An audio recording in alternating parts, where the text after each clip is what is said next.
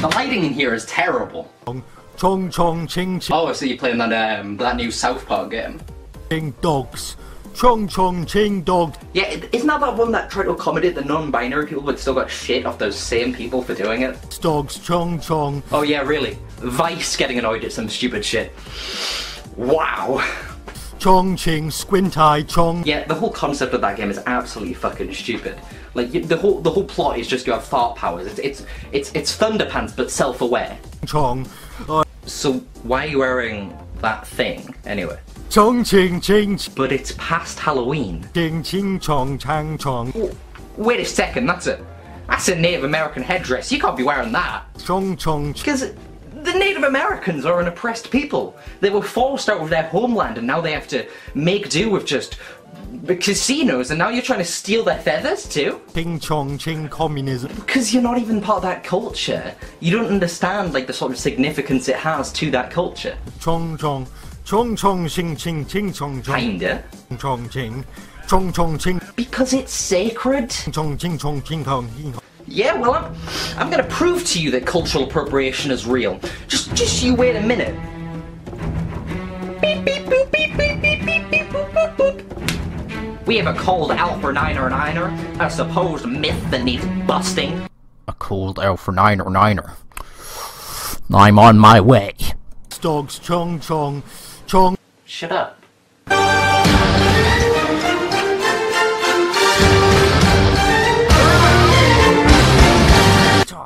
In a world where there's myths that need busting, he's a busting myth man. He comes in and he busts all the myths. You got a myth that you need busted. He's gonna come in and he's gonna bust the myth. The myth is gonna get busted. I know many myths. I mean, that's okay and all, but I called the real Mythbusters.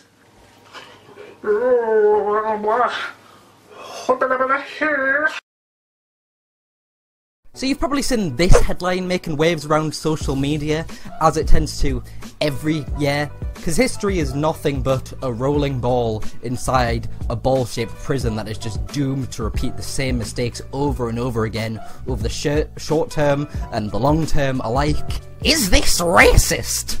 Little girls dressing up as Moana or Frozen's Elsas for Halloween is cultural appropriation, activist claims. Look, so basically this activist journalist, Sachi Ferris, I'm not going to try and pronounce that right, she basically claimed that children should not be allowed to dress up as the new Disney character Moana for reasons because it is apparently cultural appropriation. Also, she claims at the same time that children shouldn't be allowed to dress up as more traditional Disney characters, traditional in quotation marks, that are, you know, white. For instance, Frozen's Elsa, because that promotes white beauty. Whatever that means. White beauty? White beauty? What? I swear to God, these terms are only in these, like, far-left communities. Like, who the fuck talks about white beauty apart from these people on Twitter? And obviously, I'm obligated to say, this is a real-life thing going on in the real world. People saying they've lost their faith in humanity is a bit of an overused meme at this point, but to be honest, like, it's stuff like this that made me lose my faith a long while ago. Now, this is one of the few stories on this topic that the media actually managed to get a hold of and didn't bend themselves like 750 degrees backwards just to appease a small demographic of left-wing radicals. And because the mainstream media covered it, it seemed like the overwhelming response on social media seemed to be a response of everyday people saying that this isn't a big issue or something that people should be actually concerning themselves about, because when you take yourselves away from the radical left-wing echo chamber, it seems like normal people tend to not agree with some of the opinions that these radical left-wingers have, and I know!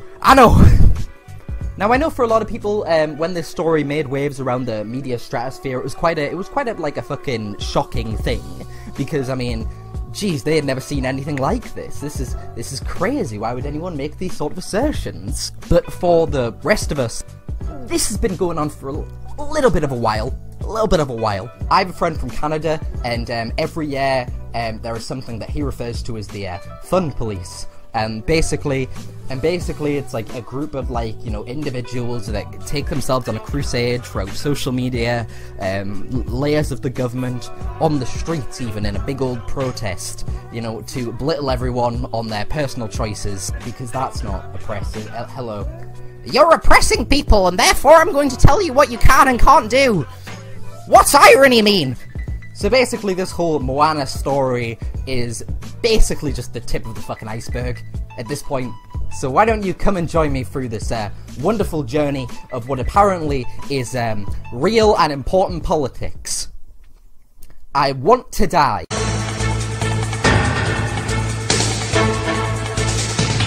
So I think part of the problem a lot of people find while talking about the topic of cultural appropriation is that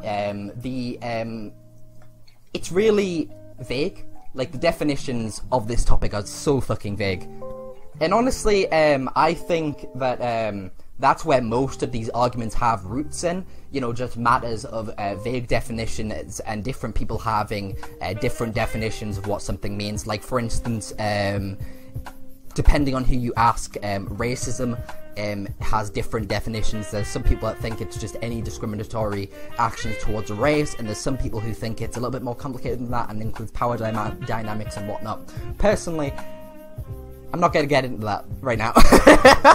Like, words are such an important factor in the way that we communicate as people, that I think it's so important that we have the same definitions for words, because honestly I think half of the reason that we do have arguments is because of the matter of vague definitions. And that's where the problem with cultural appropriation comes from, because when you actually look at the internet and where these sources are listed, it seems like there's only a couple solid definitions that seem to agree with each other on what it is. I found those two definitions from Oxford and Cambridge, which usually would be quite a good, you know, sort of indication for what the real thing is with this. But also when you take into account the sort of definition that the wide variety of people take into account as well, it seems to not so much match the Oxford and Cambridge definition. All the other definitions that I found basically came from opinion piece articles, which is fine if it wasn't about the definition of a word, and honestly, I'm of the opinion that definitions should be objective, not subjective. Ergo the problem. Like, so, look at some of these article titles. What is cultural appropriation and why is it wrong? What is cultural appropriation? How can you avoid it? It's kind of interesting that such an important topic that seems to be a big point of contention nowadays. When you look it up on Google, one of the first pages are just full of media opinion pieces. I don't know, what happened to objective journalism? So in my quest of finding the ever-elusive definition of cultural appropriation, I of course delved into some of these articles. This one is called What is Cultural Appropriation and Why is it Wrong? And it's by Nandra Karim Nittel. And yes, I did just butcher that pronunciation. You're butchering my beautiful language. But even she admits in this article that the definition is fuzzy. So she ends up quoting her version of the definition from Susan Scalfadi's book, Who Owns Culture? Here is that definition. Taking the intellectual property, tradition, knowledge, cultural expressions or artifacts from someone else's culture without permission, this can include unauthorized use of another's culture, dance, dress, music, language, folklore, cuisine, traditional medicine, religious symbols, etc. It is most likely to be harmful when the source community is a minority group that has been oppressed or exploited in other ways, or when the object of appropriation is particularly sensitive, i.e. Sacred objects. So yeah, again, that's kind of fucking broad. You know, like it said, it varies from person to person, and again, language is apparently cultural appropriation according to this person. You want to go fucking learn how to speak Spanish? I'm sorry, the cultural appropriation police is gonna go get you. Ooh boy! So yeah, you want to learn language in another culture for whatever reason, you're racist, mate. The article continues to argue that the reason cultural appropriation is a problem is because it, quote-unquote, robs minority groups of the credit they deserve. The argument being that when people from a first world nation take part in the culture of others, which again can be anything from like language to dance to folklore, they are robbing that culture because I guess if people see that white people are wearing it, they might assume that white people invented it.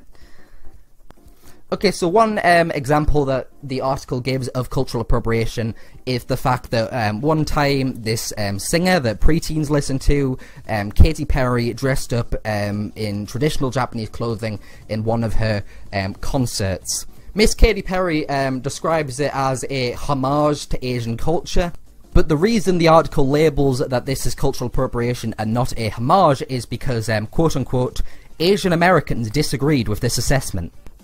Let's just dissect that language for a second. Asian Americans disagreed. Okay, kind of implying that all Asian Americans disagreed with this assumption, and that Katy Perry had no Asian fans that were fine with it. It carries on saying, the question of whether it is a homage or an insult is at the core of cultural appropriation. What one person perceives to be a tribute, people of that group may perceive to be disrespectful. Okay, so let me just clarify that statement for you. The core of this ideology that these people prescribe to, at the core of that ideology is not a fact, but a question. A quote-unquote fine line, which is completely reliant on perspective of an individual. So, really, not only does this ideology try to put a whole group of people into a box of being offended, but the judge to who is and who is not performing cultural appropriation is down to the opinion of a very small amount of people that are offended. This is what we call minority rule, and what that is it's where a minority of people, a small amount of people, get to dictate what everyone else does. So let's say that you as an individual don't want to be labelled as a culturally appropriating person, and you would like to take part in a culture of someone else's without being, you know, prescribed with that flack. After all, the article states, genuine interest in other cultures is not to be discounted. The sharing of ideas, traditions, and material items is what makes life interesting and helps diversify the world. It is the intention that remains most important, and something everyone can remain conscious of while we learn from others. So according to this article, the way that you would remain pure of the sins of cultural appropriation is when coming towards something that could possibly be deemed offensive by someone, you must ask yourself a series of questions. Why are you borrowing this? Is it out of genuine interest? Is it something that you feel compelled to do? Or does it simply look appealing and you're following trend? Because remember kids, if you look at something and you find it appealing and other people have told you that it is quite good, that is disrespectful. That is disrespectful to the culture. People thinking that a culture is good is disrespectful. Obviously. What is the source? For material items such as artwork, was it made by someone from that culture? And what does this item mean to them?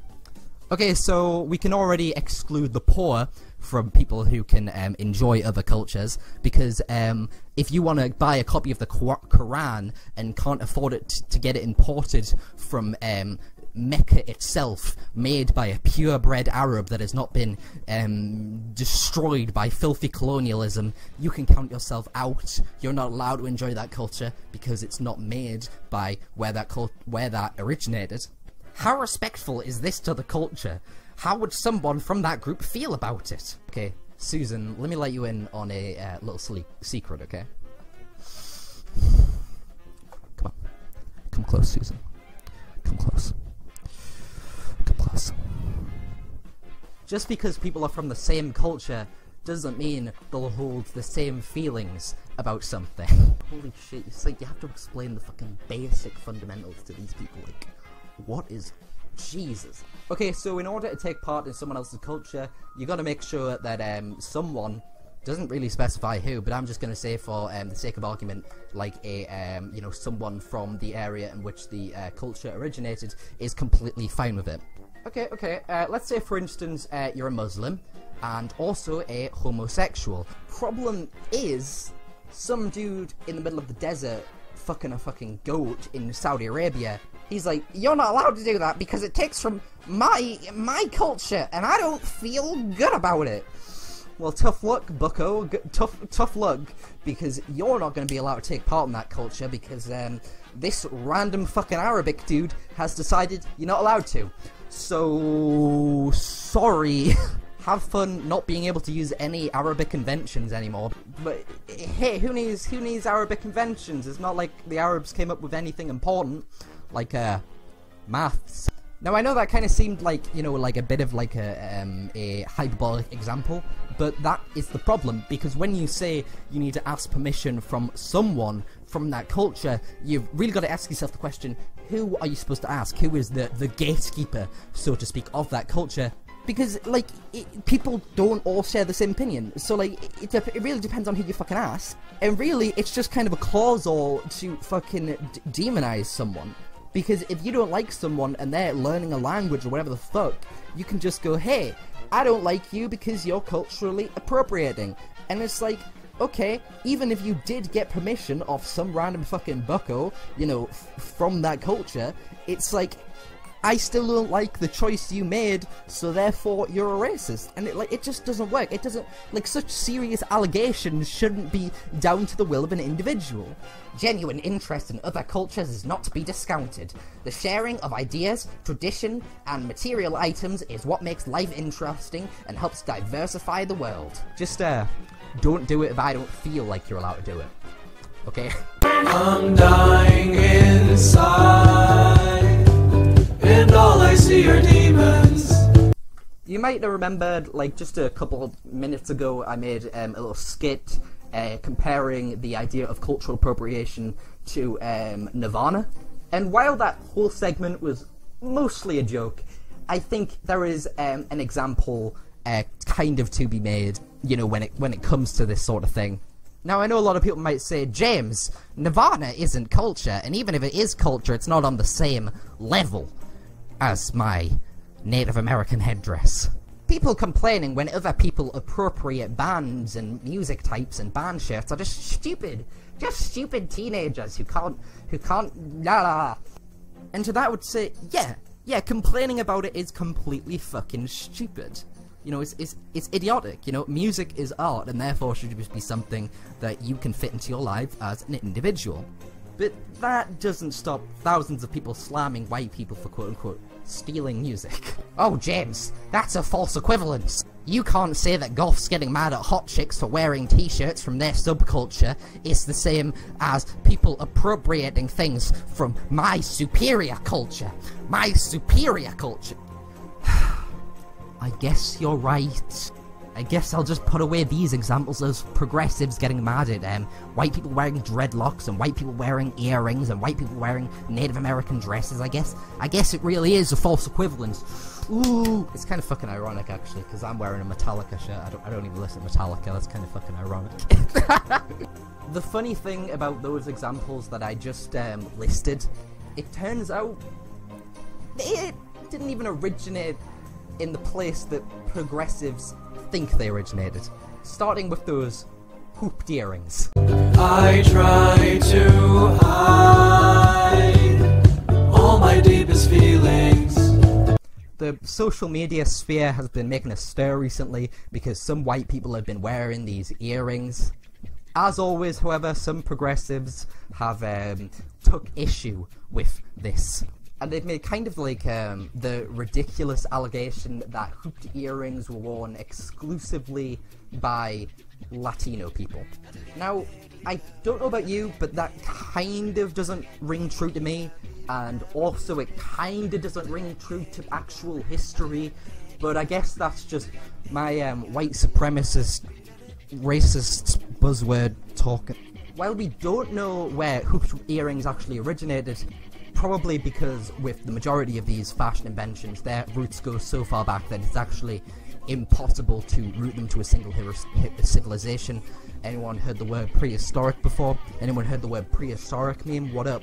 But hooped earrings have been found in places like Parthia in 200 AD and ancient Rome. And I'm pretty sure there's some examples of the Celts getting into them too. Actually, I'm pretty sure there is photos of like Japanese people and all sorts of Asians getting into them. Like, again, I wouldn't be surprised. I don't know why I feel like shit. I will not see a therapist. Dreadlocks. Now, this is my favourite example because it causes such a fucking stir in some communities. If you just type in the word dreadlocks into Google, no other connotations at all, one of the first things that comes up is dreadlocks are not okay for white people, period. Wow. Another quote-unquote progressive rallying for segregation. What a surprise! Now I want you to listen to this fucking gem of Orwellian doublespeak. I believe in equality, and I am an advocate for it. I would love to be able to say we can all share everything as if we are equals, but we're not. Appropriating black culture and perpetuating privilege will not get us there. After all, neither Marley nor any Rastafarian would agree with the political, or rather empathetical outlooks that many white people with dreadlocks I've met. Okay, so ignoring the fact that she claims to know Bob Marley's views on an issue that he has never fucking talked about before, and the figure Bob Marley that she equivalently, you know, has her drop mic moment about was half fucking white, let's dissect the points made here just a little bit more. Okay, so you're an advocate for equality, but wrote a whole article on why we can't share things equally. If I just push these unmatching puzzle pieces together for long enough, they'll have gotta stick together soon, right? Separate but equal. I get it. I'm for it. The races can't share things because the white man will take it for himself. We need to separate the races for our own protection. We need to separate them right now. It's the only way. A lot of these articles will argue that, hey, when I was growing up as a kid, I was always made fun of for my hairstyle being natural and unkept, and you whiteys came along and you use my hairstyle. That's just ignoring my struggles. I have very straight, quite long hair. It used to be longer. I cut it. Yeah, hair is so straight that I literally cannot do anything with it. Like, I can't even cut it, because when I cut it, it's so straight that it just sticks up like a masochist's bulge under the heel of his mistress. Like, it's crazy. You don't wanna see me with short hair. And guess what? When my hair is unkept, it looks like shit. The only reason it looks half decent now is because I've combed it down. When I go out without combing or keeping my hair, people think I look like a fucking scrub. But here's something else as well. Eventually, as fashion trends tend to do, maybe one day having long, nasty, kept straight hair will be the cool thing. And in a couple seasoned kids who, you know, previously made fun of me for my hairstyle now will be wearing it and getting loads of pussy, excellente, pussy extreme. These kids will be getting all the pussy that I should have rightfully got by rights with my natural hairstyle when I was younger. And you know what? It's just the way the fucking world works. I don't go around screaming cultural appropriation when people wear my hair like they do, and I also don't go around screaming cultural appropriation when people make fun of me for not combing my hair or not styling it. When a woman with kinky hair goes to an interview, they're less likely to be picked up because their hair looks unprofessional. Yes, you can argue that that shouldn't be the case, and I would be inclined to agree. A lot of people can't style their hair. I'm one of them, you know? But it's also the case that basically anyone who wears their hair naturally and isn't, like, God-given attractive, you know, is less likely to get a job because it looks unprofessional. You know, it's not a matter of race politics, it's a matter of how you look. And again, I'm against it. But it's just the way the world works, and it isn't specific to a single race. So, dreadlocks seems like a pretty serious issue, yeah? Seems like with all this controversy, you'd think that black people would have an unequivocal claim to dreadlocks. I mean, why else would it be such a sensitive issue, right? If they didn't own it. Oh, what's that? What's that? It's dated back to ancient Indian culture. What's that? Polynesian? The fuck's a Polynesian? I thought I had that in my shirt. What? What? Can you say that again? Celts and Germanic people. Celts and Germanic people too. Well, that's just fucking racist. That's just fucking racist. Huh. Well, you heard that right. One of the biggest points of contention when it comes to cultural appropriation wasn't appropriated from anyone. You know, it's almost as if humans have been on this planet long enough for more than a single group of people to develop the same idea. It's almost as if that's a very, very good mathematical possibility with the amount of people that have been alive on this planet, that more than a single culture came up with the same idea. I cannot believe it! Well, surely if a single race doesn't, you know, hold anything towards dreadlocks, then surely the argument should be shut down by now and just rendered mute. Right? Right? Hey there, this is just a warning that the following section is old news! Just old as fuck! You might have seen this video around a year or two ago. It's a video of a white student with dreadlocks being assaulted by an African-American student for his choice in hairstyle. Yo, girl, stop touching me right now. Yo, girl, stop touching me right now. Get off me. After this event, the kid has an interview where he talks about how no culture can own this hairstyle since it's been rooted in so many cultures. I think that's a fair point. I'm a little bit biased, I will admit. A college kid gets assaulted for his choices in clothing. He says that his choices in clothing are completely justified because no one owns that choice. Well, I guess that's where the story ends. Not for the Independent. You know the Independent? You know, the multinational news corporation? You know, victim blaming a kid who was assaulted on camera with video evidence? You know that one? I know that one too. White men have worn dreadlocks in the past, but this isn't 11th century Scandinavia. It's modern day America, where the style is still tangled up in black struggle against white supremacy. Tangled. Do you get it? Because dreadlocks are kind of like tangled clumps of hair. Journalism. Yeah, come on now. This isn't the past. This is modern day America. We shouldn't be based in what people should do now based on what people did in the past. Come on, that's just crazy. In the 1950s.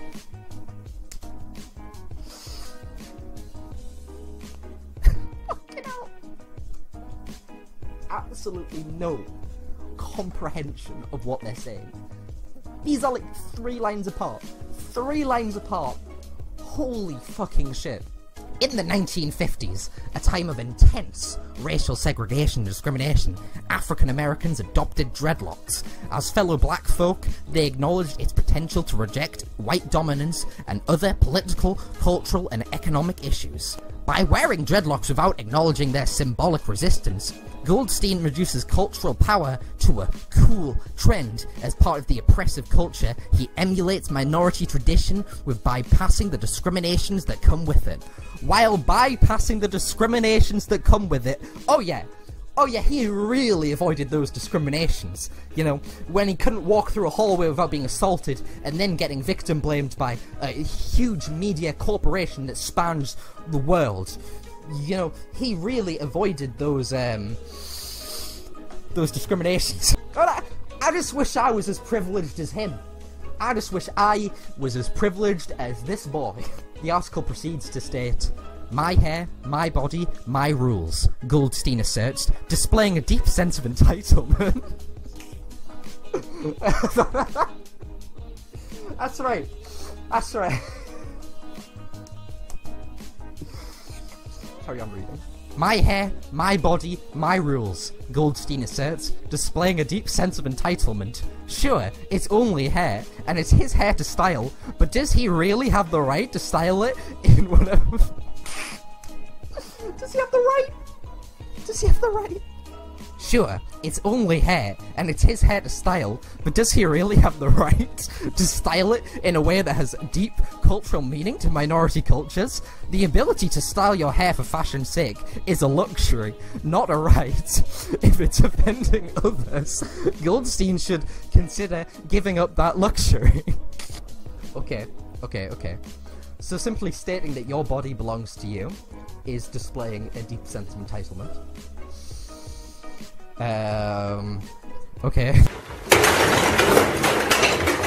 Yeah, you shouldn't wear your hair the way that you want to, you entitled brat. You should wear your hair the way that I want you to. You know, a random person from a news organization that you don't know. You should do your life the way I tell you to do your life. You know, you should do with your body what I want you to do with your body. You know, what do you mean that sounds entitled? What? That's not entitlement. That's not entitlement. It's just reparation. In his statement, he makes another interesting point. Dreads aren't something that all across the board African Americans believe in, Goldstein states, and he is right. 4 lines down from this statement. Does Goldstein really believe that no African Americans wear dreadlocks for cultural reasons? How does one person manage to contradict themselves so many times in a single article? It's just sentence after sentence. It's just contradicting itself. It's not even a separate point contradicting it. It's itself. You just said he didn't. You just said he didn't. Oh my Jesus Christ. Oh my God. 4 lines down. 4 lines down. It's not like I care about the hairstyle controversy in itself. I really don't. You know, idiots can be idiots all day long. I just think that overall what worries me is the precedent that this sets. Like I said at the start, definitions may exist, but it seems to really vary from person to person. And what you have is a really flexible definition. Now, flexible definitions are nothing new when it comes to history. But when you have something like cultural appropriation, an issue that causes so much spite in the hearts of many, I think it becomes very important to have something solid, you know, something solid about what it entails. As we stand, even learning a language could be something that some people perceive as white supremacy. And if one person accuses you of this, then you could have The Independent, a multinational news organization, write a fucking hit piece on. Is that really okay? In the article that I just named previously, Goldstein, this kid, is deemed by the author as the very definition of cultural appropriation. The taking of someone else's culture by someone of the dominant culture. However, in the same article, the author even admits that dreadlocks haven't belonged to black people exclusively. So how is he taking anything if it wasn't theirs to begin with, or if it was also partly his? This sort of cognitive bias, this sort of doublespeak is so dangerous because it turns points of actual debate into not facts, but instead just feelings. You can have an entire article released by a multinational news organization after the video is released of this African American student bullying you, and instead of condemning the assault, The Independent will justify why the victim was wrong for wearing his own choice in hairstyle. I mean, it really just indirectly condones this mob mentality, you know, this mob rule system from the feelings of a few against the actions of many. Ladies and gentlemen, if you want to fucking kill yourself, put your fucking hands up! Yeah! Raise some plates in the air, everybody! And hence we come to the overarching theme of this video. I used to quite like a show called South Park, and it's a show that is quite known for tackling social issues. And there's an episode of South Park called Simpsons Did It. And the episode revolves around the people of South Park trying to do things that they think they came up with on their own, only to find out that the Simpsons did it first. The whole point of the episode and its message is that the Simpsons have been around for so long that no matter what an individual does, there's been so many episodes of The Simpsons that it's inevitable that at some point The Simpsons have done it first. Now I think the episode was trying to make a point about comedy as a whole. Like, there has been so many comedians and so many jokes throughout history that it is impossible that anything is truly original. But I would like to take that message, you know, just one step further and apply it to the whole human race as a whole. You know, like dreadlocks and hooped earrings and, you know, Native American headdresses, whatever the fuck. Like, despite the fact that they might be most synonymous with a single culture in history, by the laws of maths and you know, how people have, you know, created things throughout history and all that, it's kind of impossible to narrow things like culture down to a single group of people. You know, because there's been so many people on the planet, and there's been so many cultures that we do not even know of. So despite the fact that you might think you own claim to something, chances are that someone else has probably had that idea before you, or around the same time as you, or just completely independent of you. You know, I know it's like, it's easy to think, like, with mass communication now, that, like, you know, ideas can be, like, spread and stolen around so quickly, but back in the day there was no mass communication, and most things were done on an individual basis. Like the tribes that wore dreadlocks in Africa and the tribes in the north of Europe did not interact, and they came up with the idea by themselves. Especially with these, you know, stupid things like style and hair and stuff. You know, it's just stupid to think that one culture out of the whole of human history came up with this one specific thing. Like, yeah, people from different cultures are going to come up with the idea of putting hoops through an ear, or are going to come up with the idea of wearing feathers on your head. Like, it's not hard. Like, by laws of maths, it's going to be a thing. I think the only place that this wouldn't apply would be, like, actual, you know, real inventions that are scientific, like industrial inventions, you know? While it is possible that two tribes could have invented the wheel, the only place that this isn't applicable is that it probably isn't possible that two people invented, let's say, the light bulb. You can say someone was the first to popularize something, and that would be completely fair. But also, popularization, when you think about it, could also be considered a form of cultural appropriation. I mean, that's the whole worry, right? That popularization of a culture will take attention away from the people who, quote-unquote, invented that aspect of the culture. So again, just kind of interesting, I think anyway. I think I would like to end this video about a story about one of the most beautiful cities in the world and one of the most beautiful writers in the world. H.P. Lovecraft was what most people consider to be a massive racist, and there was nothing that scared him more than something alien, something foreign coming into his culture, coming into his life, and just ruining it and running it into the ground. Then Lovecraft had something absolutely terrible happen to him. He had to move to New York City. New York was so scary to H.P. Lovecraft because it was so alien. It was a city, a place where so many cultures had molded into one to create something truly, truly alien and scary to him. It was his worst nightmare. It was the fucking fish people mating with the humans to create the what was it, the something horror? I don't know. Look, there was a book about that.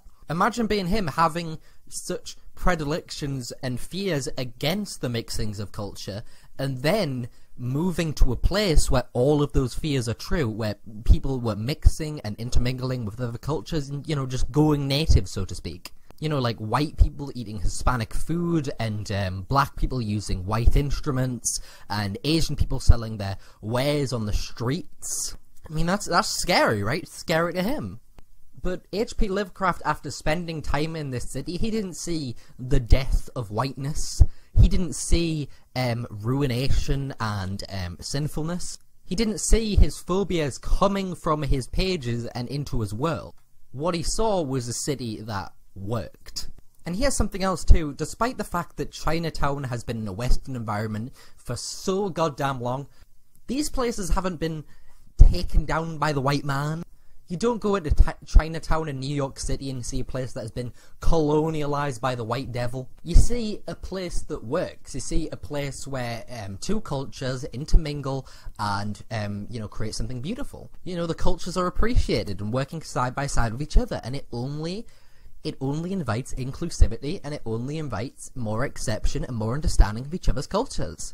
While some people will inevitably say that it is disgusting because, you know, it's these Chinese people indulging in a capitalist society and becoming a pawn of the West. Maybe let's actually look at these people and look how happy they are, and not think so jadedly about inclusivity. So instead of saying we're advocates for equality, but equality doesn't work, let's be advocates for equality that practice equality.